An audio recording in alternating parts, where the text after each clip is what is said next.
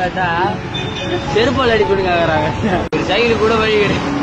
KPY Bala petrol பங்க்ல வேலை செய்யற ஒருத்தருக்கு இப்போ பைக் வாங்கி தந்திருக்கிறாரு. இதுக்கு முன்னாடி கூட ஆம்புலன்ஸ் அதுக்கப்புறமா நிறைய பேருக்கு ஹெல்ப்பும் பண்ணியிருக்கிறாரு. கொஞ்ச நாட்கள் முன்னாடி ஒரு மோட்டோ விளாகர் வந்து ஒரு வீடியோவை போஸ்ட் பண்றாரு. அந்த வீடியோல அந்த மோட்டோ விளாகர் பெட்ரோல் போட்டு இருப்பாரு. அப்போ அந்த பெட்ரோல் போடுறவரு அந்த கேமரா எவ்வளோண்ணா அப்படின்னு கேட்கறதுக்கு இவர் 40,000 ரூபான்னு சொல்லியிருக்கிறாரு. 40,000 ரூபாவா அப்படின்னு கேட்டு எங்க வீட்டுல பைக்கு கேட்டா என்ன செருப்பால அடிப்பாங்க அப்படின்னும் சைக்கிளுக்கு கூட வழி இல்லை அப்படின்னும் சொல்லியிருப்பாரு. இதை பார்த்த கேபிஒய் பாலா என்ன நினைச்சாரு ஏது நினைச்சாருன்னு தெரியல, பொசுக்குன்னு அந்த பையனுக்கு ஒரு பைக் வாங்கி கொடுத்துட்டாரு.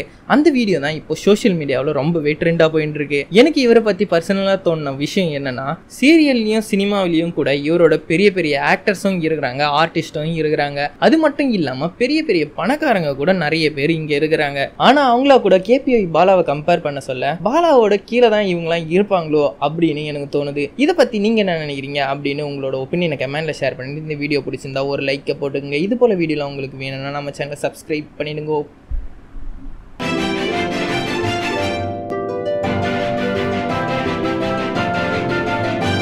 போறேன் வண்டி காசு கேட்டா செருப்பால் அடிப்படுங்கிறாங்க. சைக்கிள் கூட வழி கிடையாது.